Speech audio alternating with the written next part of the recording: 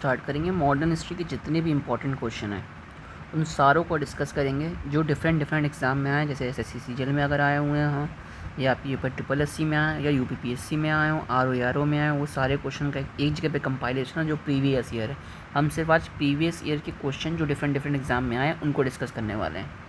पहला क्वेश्चन है, गोवा की लड़ाई लड़ी गई थी, ये कब लड़ी गई थी? 1510 में लड़ी गई थी। पुर्तगालियों द्वारा श्रीलंका की खोज की गई थी। पुर्तगालियों ने श्रीलंका की खोज की थी 1505 में। ठीक है, 1505 में पुर्तगालियों द्वारा श्रीलंका की खोज करी गई। 1510 में गोवा की लड़ी गई। वर्ष 1503 में भारत में पहला यूरोपीय किला बनवाया था किसने? पुर्तगालियों ने। पुर्तगाली 1498 में आ गए थे, हमें पता ही है। ठीक है, तो 1503 में भारत में पहला यूरोपीय किला बनाया पुर्तगालियों ने। 1498 में कौन आया था? वास्को डिगामा आए थे। वास्को डिगामा कालीकट कोझिकोड में आए थे 1498 में। 1498 में भारत के लिए समुद्री मार्ग की खोज की गई थी वास्को डिगामा के द्वारा। भारत का पहला पुर्तगाली वायसराय कौन था? Francis de Almora. कौन कौन से हुए थे? Francis de Almora. फिर उसके बाद कौन आया? अल्बुकर का आए। अल्बुकर के बाद डी काना आए। ठीक है, 3 फैक्ट्स आपको याद रखने हैं इंपॉर्टेंट। क्या? फ्रांसिस डी अल्मोड़ा पहले पुर्तगाली वायसराय थे। फिर आपके आए अल्बुकर, जिसने उन्हें गोवा को जीता था। ठीक है, गोवा को जीता किसने था? अल्बुकर्क ने। लेकिन डी काना ने उसको क्या बना लिया था? अपना मुख्यालय बना लिया था।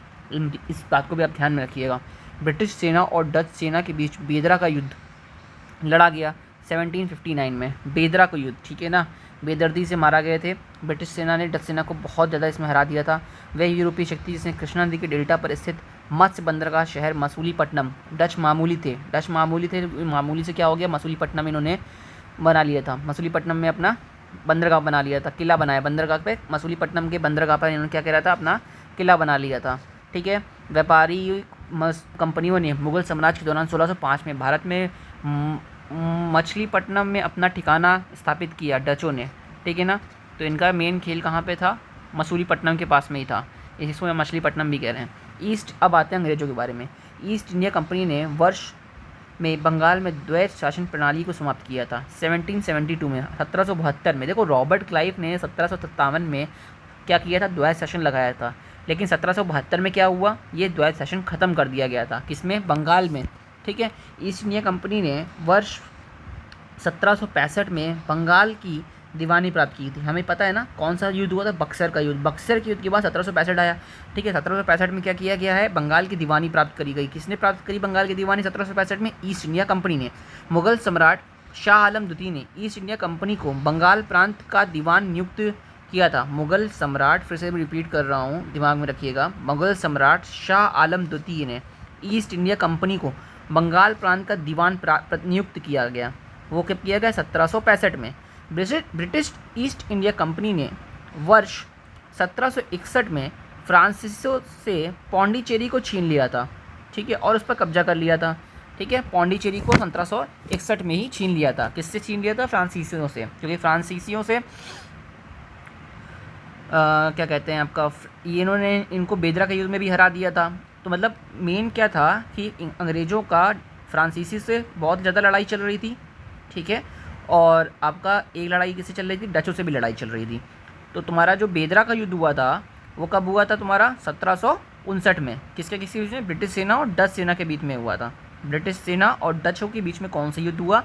बेदरा का युद्ध हुआ। दिमाग में इसको सेट करते हुए चलिए। ठीक है, 1751 में द सीज ऑफ ऑर्कट युद्ध घेराबंदी में विजय हुआ। कौन? अंग्रेज में।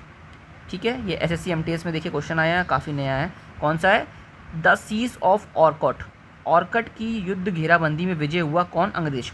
अंग्रेजों ने नवाब के कुशासन के बहाने अवध रियासत पर कब्जा कर लिया था। अवध।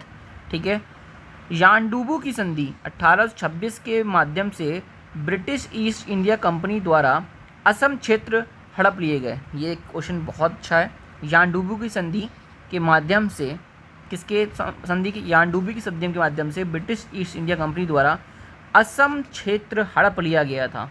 ठीक है, 1826 की बात है। ब्रिटिश शासकों ने भारत पर 200 वर्ष लगभग शासन किया। ठीक है, क्योंकि 1600 में आए थे और लगभग आपका 200 वर्ष शासन किया है। कैसे? क्योंकि शासन इनका मेनली 1757 आ तो गए थे, लेकिन इनका जो प्रशासन अगर हम कहें तो वो 1700 से चालू हुआ। 1757 बक्सर की युद्ध हुआ था 1757, और लगभग 1947 तक में इनका शासन रहा, तो 200 वर्ष का अनुमानित ये शासन हो गया। भारत में 1617 में ब्रिटिश ईस्ट इंडिया कंपनी व्यापार करने के लिए अनुमति किसने दी थी? जहांगीर ने 1617 में दी थी। ठीक है, अब देखिए 1617 की बात हो रही, 1600 में लगभग ये आए थे। ठीक है, ईस्ट इंडिया कंपनी ने 1608 में कैप्टन विलियम्स हॉकिंस को सूरत में एक कारखाना खोलने की अनुमति के लिए सम्राट के दरबार में भेजा गया था। किसको? जहांगीर के दरबार में भेजा गया। पहले कौन आया था? विलियम हॉकिंस आए थे। ठीक है, उसके बाद कौन आया था? मुनरो आए थे। ठीक है, अच्छा, ईस्ट इंडिया कंपनी ने पूर्व के साथ व्यापार का इकलौता अधिकार प्रदान करने वाला चार्टर इंग्लैंड की शासक एलिजाबेथ प्रथम से वर्ष 1600 में प्राप्त किया, पूर्व के साथ व्यापार करने का। ठीक है, भारत में प्रशासन को महारानी विक्टोरिया की उद्घोषणा के द्वारा ब्रिटिश सम्राट के हाथों में 1857 में जो क्रांति हुई थी, उसके बाद जो ब्रिटिश ईस्ट इंडिया कंपनी के द्वारा जो प्रशासन देखा जाता था, उसका एकाधिकार जो मोनोपोली थी वो छीन ली गई थी। और मोनोपोली किसको दे दी गई? ये दे दी गई आपकी महारानी विक्टोरिया के हाथ में, यानी कि ब्रिटिश संसद के पास में। वॉन्डी वॉश के युद्ध में इंग्लैंड की सेना ने किसको हराया? मैंने आपको बताया था अंग्रेजों का दो ही लोगों से पंगा जाता था, एक डच से पंगा था। डचों के साथ क्या हुआ था? बेदरा का युद्ध हुआ। अगर डचों के साथ बेदरा का युद्ध हुआ, डच यानी कि टच, और टच कर रहे हो बेदर्दी से, ठीक है, दिमाग में सेट करने की कोशिश करिए, टच कर रहे हो बेदर्दी से। तो बेदरा का युद्ध हुआ 1759 में, और वॉन्डी वॉश का युद्ध हुआ अंग्रेजों का फ्रांसीसियों के साथ में। क्या किया? वॉन्डी वॉश का, ठीक है, फ्रांसीसियों को एकदम वॉश कर दिया था। मैं जो बोल रहा हूँ उसको दिमाग पे जोर ला दिएगा। फ्रांसीसियों को क्या कर दिया था? वॉश कर दिया था। ब्रिटिश ईस्ट इंडिया कंपनी की ओर से बक्सर की युद्ध का नेतृत्व किसने किया था? हेक्टर मुनरो ने किया था। ठीक है, ये मुनरो थे। वहाँ पे जो मैंने अभी ऊपर एक जगह बोला है विलियम हॉकिंस, ठीक है ना, वहाँ पे एक शब्द की हल्की सी हेराफेरी है, उसको आप दिमाग में रखिएगा, आगे बताऊँगा उसको। फ्रांस, नेक्स्ट पेज देखते हैं। फ्रांसीसी व्यापारी कंपनियों ने 1673 में भारत में अपना ठिकाना पौंडीचेरी बनाया था। ठीक है, 1673 में पौंडीचेरी बनाया था। ठीक है, पौंडीचेरी को ठिकाना बनाया किसने? फ्रांसीसियों ने। और मैंने अभी आपको क्या बताया कि फ्रांसीसियों से पौंडीचेरी कब छीन लिया? 1761 में। ये 1673 की बात है। अराउंड 100 ईयर्स, 1700 लगभग 90 ईयर्स के आसपास का गैप है, इन्होंने ब्रिटिश सेना ने इनसे छीन लिया था। फ्रांसीसी यात्री बर्नियर भारत आए थे वर्ष 1656 में। ठीक है, पहला कर्नाटक युद्ध। अब आते हैं कर्नाटक युद्ध के बाद में। कर्नाटक युद्ध भी अब देखिए किसके बीच में हुआ? कर्नाटक युद्ध हुआ अंग्रेजों का फ्रांसीसियों के साथ में। क्या मैंने बोल रहा हूँ, ध्यान सुनते चलिएगा थ्योरी भी। कर्नाटक युद्ध हुआ अंग्रेजों का फ्रांसीसियों के बीच में।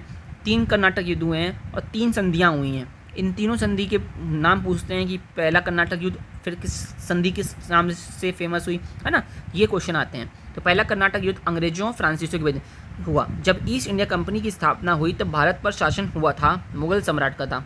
ईस्ट इंडिया कंपनी की जब स्थापना हुई तो भारत में मुगल सम्राट ही तो थे। जहांगीर से कौन गया था? विलियम हॉकिंस लेने गए थे जहांगीर से अनुमति मांगने के लिए। ठीक है, ईस्ट इंडिया कंपनी की स्थापना हुई कब? 1600 में। प्रथम यूरोपीय जिसने भारत से समुद्री मार्ग की खोज की थी, यूरोप की बात कर रहा है, पुर्तगाली आए थे। वास्को डिगामा कौन थे? एक पुर्तगाली खोजी थे। भारत की समुद्री रास्ता वास्को डिगामा ने खोजी। मैंने आपको कहा था नीनो दा कूना ने भारत ने पुर्तगाली सरकार के मुख्यालय को कोचिन में स्थानांतरित किया, गोवा में। मैंने आपको क्या बताया था? डी काना, ये डी काना वही है, नीनो दा कूना। ठीक है, मैंने क्या आपको बताया था? पहला कौन सा? फ्रांसिस डी अल्मोड़ा, पहला पुर्तगाली गवर्नर। दूसरा गवर्नर कौन है? अल्बुकर्क, जिसने गोवा को जीता। लेकिन गोवा को मुख्यालय किसने बनाया? गोवा को कोचिन से स्थानांतरित, मुख्यालय कहाँ था? कोचिन में था, क्योंकि पुर्तगाली कहाँ थे? कोचिन की तरफ, यानी कि आए हुए थे।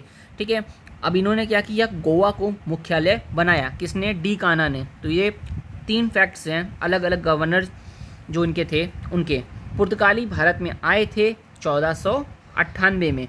ठीक है, वह पुर्तगाली गवर्नर जिसने blue water policy, Francis de Almeida ने ब्लू वाटर पॉलिसी चालू की थी।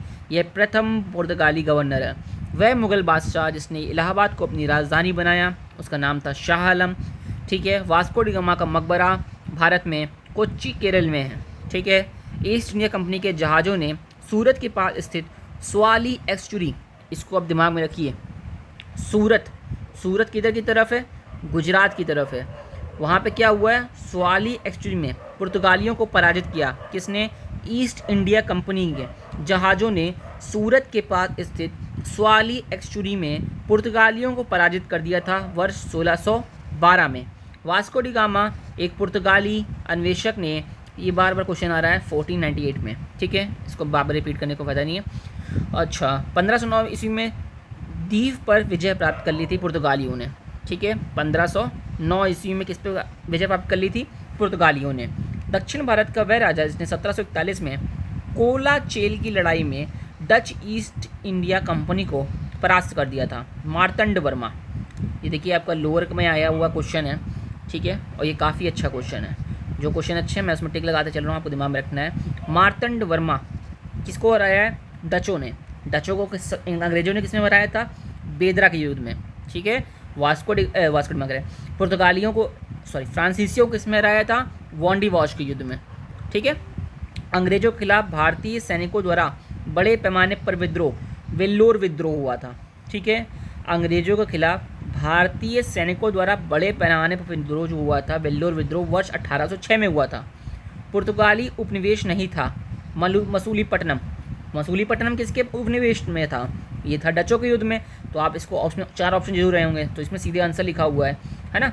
तो आप भारत में काजू कौन लेके आया था, पुर्तगाली लेके आए थे। बक्सर के युद्ध के बाद अवध के नवाब ने इलाहाबाद और कड़ा को मुग़ल सम्राट को सौंप दिया। ठीक है, मेरी बात को ध्यान सुनिए कि अवध के नवाब जो थे उन्होंने इलाहाबाद और कड़ा, ये इलाहाबाद और कड़ा बहुत इंपॉर्टेंट है क्योंकि ये इलाहाबाद और कड़ा में ही जब जलालुद्दीन को मर्डर कर दिया था अलाउद्दीन ने, मेरी बात को ध्यान सुनिएगा, जलालुद्दीन का मर्डर अलाउद्दीन ने कर दिया था। तो अलाउद्दीन किस जगह पे थे और वहाँ पे जगह कौन सी थी, यही कड़ा था। और वहाँ के अगर वर्ड यूज़ करें सूबेदार थे ये। ठीक है ना, तो जलालुद्दीन का ये फैक्ट दिमाग में रखिएगा। और अवध के नवाब ने इलाहाबाद और कड़ा को मुग़ल सम्राट को दे दिया। अवध के नवाब ने मुग़ल सम्राट को क्या दे दिया, इलाहाबाद और कड़ा दे दिया। ठीक है, और क्या किया, खुद चले गए संरक्षण में, किनके, ब्रिटिश सैनिकों के। रानी लक्ष्मीबाई का विवाह हुआ था गंगाधर राव से। प्लासी युद्ध में अंग्रेजों से पराजित हुए सिराजुद्दौला। ठीक है, एक है सिराजुद्दौला, एक है शुजाउद्दौला। कंफ्यूजिंग पॉइंट, 1757 प्लासी की लड़ाई, सिराजुद्दौला। 1764 बक्सर की लड़ाई, शुजाउद्दौला। श्रीरंगपट्टनम का ऐतिहासिक शहर जिसे टीपू सुल्तान और उसके पिता हैदर अली की कब्रों का घर माना जाता है, वह शहर से लगभग 15 किलोमीटर दूर है, वो है मैसूर। जो श्रीरंगपट्टनम है, टीपू सुल्तान और उसके पिता हैदर अली की कब्रों का घर माना जाता है, वह मैसूर शहर से लगभग 15 किलोमीटर दूर पर है। रंगपट्टनम की संधि हुई थी। ठीक है, मैसूर 4 आंग्ल मैसूर युद्ध हुए, 3 कर्नाटक युद्ध हुए, 1 बेदरा का युद्ध हुआ, 1 वांडीवाश का युद्ध हुआ और एक नया युद्ध मैंने अभी यहाँ पढ़ा था, उस युद्ध का नाम था द सीज ऑफ ऑरकॉट, यानी कि अंग्रेजों के द्वारा 1751 में। काफ़ी नया है ये क्वेश्चन। ठीक है, आगे बढ़ते हैं। बार बार रिपीटिशन करेंगे तभी धीमे धीमे चीज़ें आपके दिमाग में एक फिल्म की तरह सेट होती जाएंगी। ब्रिटिश शासन को भारत से उखाड़ फेंकने के लिए फ्रांसीसियों से मदद मांगी थी। ब्रिटिश की लड़ाई हो रही थी टीपू सुल्तान से, ध्यान दीजिएगा, ब्रिटिश की लड़ाई हो रही थी टीपू सुल्तान से और ब्रिटिश की लड़ाई फ्रांसीसी से भी थी। तो टीपू सुल्तान ने किससे मदद मांग ली, टीपू सुल्तान ने मदद मांग ली फ्रांसीसियों से। अगर आपको नहीं भी आ रहा था तो आपको लॉजिक लगाना है। श्रीरंगपट्टनम की लड़ाई अंग्रेजों ने पराजित कर दिया था टीपू सुल्तान को। अवध का प्रथम नवाब था शहादत खां। शहादत खां जो था प्रथम नवाब था। अंग्रेजों ने बंगाल के नवाब सिराजुद्दौला को हराया 1757 की लड़ाई में। औपनिवेशिक शासन की स्थापना सबसे पहले हुई थी बंगाल में बंगाल का पहला अंग्रेजी कारखाना 1651 में स्थापित किया गया हुगली तट पर। बंगाल का पहला अंग्रेजी कारखाना, पे ध्यान दीजिएगा, 1651 में बंगाल का पहला अंग्रेजी कारखाना है ये, ना कि अंग्रेजों का। बंगाल में अंग्रेजों का पहला अंग्रेजी कारखाना 1651 में हुगली के तट पे हुआ है। ठीक है, आगे बढ़ते हैं। भारत के पूर्वी तट मतलब एक तरीके से बंगाल, या नीचे की तरफ बात करेंगे तो आपका मसूलीपट्टनम हो सकता है, तमिलनाडु, आंध्र प्रदेश की तरफ का क्षेत्र। भारत के पूर्वी तट में स्थित इनमें से मसूलीपट्टनम स्थान पर अंग्रेजों ने 1611 में अपना पहला कारखाना खोला। देखिए, मैं इसलिए बोल रहा हूँ, ये पूर्वी तट में स्थित मसूलीपट्टनम स्थान पर अंग्रेजों ने 1611 में अपना पहला कारखाना खोला था। ठीक है, बंगाल में कहाँ खोला था? हुगली के तट पर। और किस सन में खोला? 1651 में। भारत के समुद्री मार्ग की खोज किसने करी थी? ये की थी पुर्तगालियों ने। गोवा को पुर्तगाल से स्वतंत्रता प्राप्त हुई थी 1961 में। पुर्तगाली सबसे पहले आए थे, ध्यान रखिएगा, और सबसे आखिरी में गए। 1961 तक इन्होंने, पुर्तगाल ने गोवा को छोड़ा नहीं है। ठीक है, पुर्तगालियों द्वारा गोवा पर कब्जा किया गया था 1510 में, मैंने आपको बताया 1510 में। ठीक है, कब्जा कर लिया था। भारत आना चाहता था, किंतु उसके बजाय अमेरिका के तट पर क्रिस्टोफर कोलंबस भाई साहब चले थे। कैसे? ये मान लीजिए आपका साउथ अफ्रीका है, साउथ अफ्रीका भी नीचे से ऐसा ही है ना। साउथ अफ्रीका में इनको जाना इधर था, ये भाई साहब घूम गए इधर की तरफ, और ये पहुंच गए कहाँ की तरफ? आपका पहुंच गए अमेरिका की तरफ, साउथ अमेरिका की तरफ। ईस्ट इंडिया कंपनी ने अपना पहला व्यापारिक केंद्र स्थापित किया सूरत में। बस मैं यही बताना चाह रहा हूँ, ईस्ट इंडिया कंपनी ने अपना पहला व्यापारिक केंद्र स्थापित किया सूरत में। उसके बाद पूर्वी तट पे मसूलीपट्टनम में 1611 में अपना पहला कारखाना खोला मसूलीपट्टनम में। बंगाल में पहला अंग्रेजी कारखाना खोला वो 1651 में। स्वाली जगह है, क्या है? स्वाली, इसमें ये वर्ड यूज़ किया है कि नहीं किया मुझे नहीं पता। ठीक है, वो हुगली के तट पड़ता है। ठीक है, आगे देखते हैं। इंग्लैंड की रानी को भारत की महारानी घोषित किया गया 1877 में। इंग्लैंड की रानी को भारत की महारानी घोषित कर दिया था। कब? 1877 में। 1857 के जस्ट 20 साल बाद। ईस्ट इंडिया कंपनी को प्रारंभिक तौर पर ईस्ट इंडिया के साथ व्यापार करने के लिए गठित किया गया था। ईस्ट इंडिया के साथ, ठीक है। अगर आप ध्यान से देखो तो ये ब्रिटेन है सपोज़, तो ये इंडिया पड़ रहा था यहाँ पे, समझ रहे बात को। तो अगर ये इंडिया पड़ रहा था तो ये इसके ईस्ट में पड़ रहा था, तो इसीलिए इसको कहते थे ईस्ट इंडिया के साथ। थोड़े से फैक्ट्स को अच्छे से समझते चलिए। तो ईस्ट इंडिया के साथ व्यापार करने के लिए गठित किया गया था, लेकिन अंत में ये मुख्य रूप से भारतीय उपमहाद्वीप और चीन के साथ व्यापार तक सीमित रह गया था। क्यों? क्योंकि 1833 में व्यापार जो थे वो चीनी और चाय दोनों समाप्त कर दिए थे। मतलब व्यापार करने का जो पूरा मोनोपोली थी ईस्ट इंडिया कंपनी की, वो ख़त्म कर दी गई थी और सिर्फ प्रशासनिक रह गया था। ठीक है ना, आगे देखते हैं।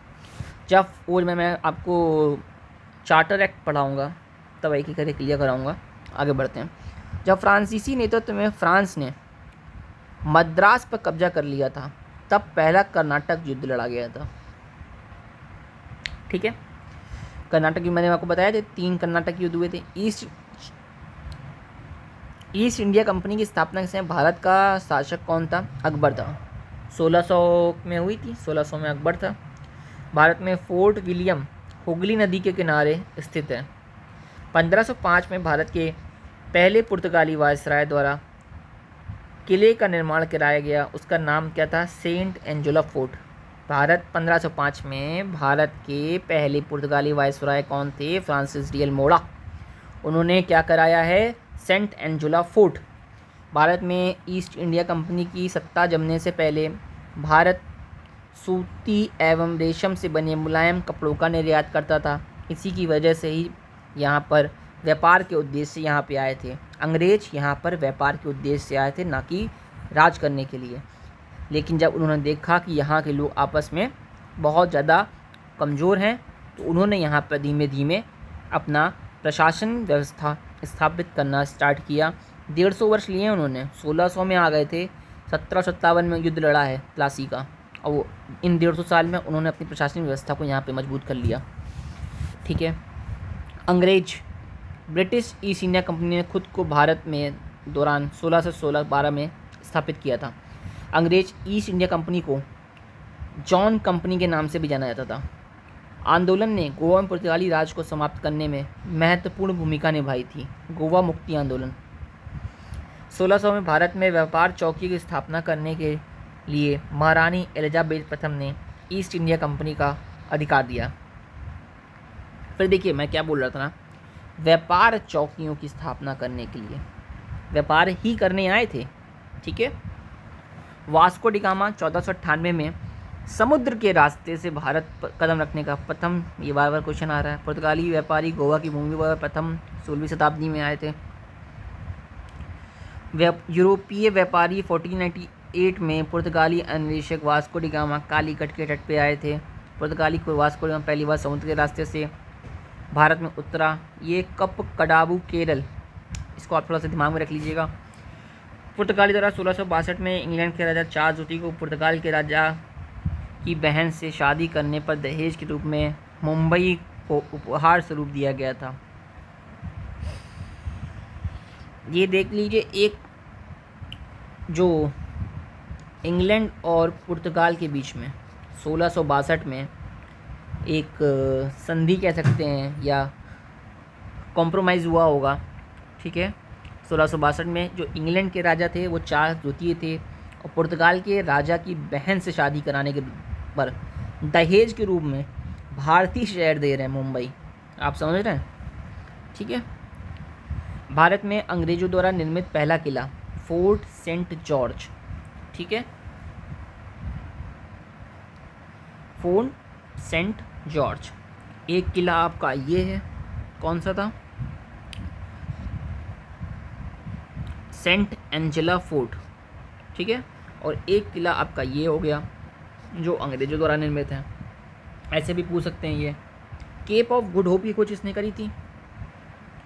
ये केप ऑफ गुड होप दक्षिण अफ्रीका में ही है, यहीं से गड़बड़ हुआ था, कोलंबस उधर मुड़ गया था। ईस्ट इंडिया कंपनी को 31 दिसंबर 1600 को एलिजाबेथ प्रथम द्वारा अंग्रेजी रॉयल चार्टर दिया गया कि आप जाकर वहाँ पे व्यापार कर सकते हैं। अंग्रेजों ने भारत में क्षेत्रों को प्रांतों में विभाजित किया। अंग्रेजों ने भारत में क्षेत्रों को प्रांतों में विभाजित किया। बंगाल, बॉम्बे, मद्रास, जिन्हें प्रेसिडेंसी कहा जाता था। भारत में पहली ब्रिटिश प्रेसिडेंसी की स्थापना हुई सूरत में। ठीक है। पहली ब्रिटिश प्रेसिडेंसी की स्थापना सूरत में हुई थी। अब व्यापारियों ने लाल सागर भूमध्य बंदरगाह के माध्यम से भारतीय वस्तुओं को यूरोप देशों में भेजा। ठीक है। आगे बढ़ते हैं। भारत में फ्रांसीसी फैक्ट्री स्थापित की गई थी। फ्रांसीसी कहाँ पे थे? पौंडीचेरी में। डच कहाँ थे? मसूलीपट्टनम में। थोड़ा सा दिमाग में सेट करते चलिए। भारत में आने वाला यात्री जो पुर्तगाल देश का नहीं था, पीटर मुंडी। वो ऑप्शन में रहे होंगे 2-3 लोग, पुर्तगाल से बहुत लोग आए हुए हैं, तो पीटर मुंडी जो थे वो पुर्तगाल से नहीं थे। इसके मैं और एक क्वेश्चन करवाऊंगा रिलेटेड कौन कौन से आए थे। 1503 में पुर्तगालियों ने भारत में अपना पहला किला बनाया था कोचिन में। पुर्तगालियों ने पहला किला कहाँ बनाया? कोचिन में। डचों ने कहाँ बनाया था? मसूलीपट्टनम ने। अंग्रेजों ने कहाँ बनाया? सूरत में। सुप्रसिद्ध उर्दू शायर मिर्ज़ा गालिब का मूल निवास कहाँ? आगरा में। बंगाल की फैक्ट्रियों में जो एक पुर्तगाली द्वारा स्थापित की गई थी, हुगली में। उस शासक का नाम बताइए जिसने वास्को डी गामा को कालीगढ़ में चमोरिन। यूरोपीय समुदाय जिसने भारत के प्रथम व्यापारिक संबंध स्थापित किया था, पुर्तगाली। भारत में पुर्तगाली शक्ति का वास्तविक संस्थापक अल्बुकुर्क। अब ऐसा क्यों बोल रहे हैं? मैंने बताया था कौन था पहले? Francis de Almora. अल्मोड़ा के बाद कौन आया? अल्बुकुर्क। अल्बुकुर्क के बाद कौन आया? डी गाना। तो अल्बुकुर्क ने शक्ति का वास्तविक संस्थापक क्यों कहा? क्योंकि इसने गोवा जीत लिया था। ठीक है। भारत में मुद्रणालय आने वाला पुर्तगाली। बंगाल में डचों द्वारा स्थापित कारखाना। बंगाल में डचों के द्वारा स्थापित कारखाना था चिंसुरा। चिंसुरा जगह है वहाँ पे। ठीक है। वह शासक जिसने ईस्ट इंडिया कंपनी को दीवानी प्रदान की थी वे थे शाह आलम द्वितीय। यही सब गलतियां जो हुई इनकी वजह से खेल हो गया। जिसने ईस्ट इंडिया कंपनी को दीवानी दे दी थी, किसने दी थी? शाह आलम द्वितीय, मुग़ल सम्राट। फ्रांसीसी ईस्ट इंडिया कंपनी की स्थापना किसके शासनकाल में हुई? लुई 14। फ्रांसीसी ईस्ट इंडिया कंपनी की स्थापना किसके शासनकाल में हुई? लुई 14। लंदन में ब्रिटिश ईस्ट इंडिया कंपनी के गठन समय भारत का शासन कौन था? ब्रिटिश ईस्ट इंडिया कंपनी के समय भारत में अकबर शासन करता था। ब्रिटिश कंपनी में से किस भारत ने व्यापार का पहला अधिकार प्राप्त किया? ब्रिटिश कंपनियों में से किसे भारत में व्यापार करने का पहला अधिकार पत्र प्राप्त हुआ? लिवेंट कंपनी नाम था। असम में सर्वप्रथम चाय कंपनी की स्थापना हुई 1839 में। देखिए, पंजाब का पहले विलय हुआ, फिर सिक्किम का विलय हुआ, फिर बर्मा का विलय हुआ, फिर झांसी का विलय हुआ। ठीक है, इस तरीके से चालू हुआ था। भारत की स्वतंत्रता के पूर्व गोवा में आधिपत्य था पुर्तगालियों का। इसीलिए अल-बुकूत ने जब गोवा को जीता तो उसे वास्तविक संस्थापक बोला गया। ये पॉइंट है यहाँ पे, ध्यान रखिएगा। ठीक है, अब अगला टॉपिक आपको नेक्स्ट वीडियो में कराता हूँ।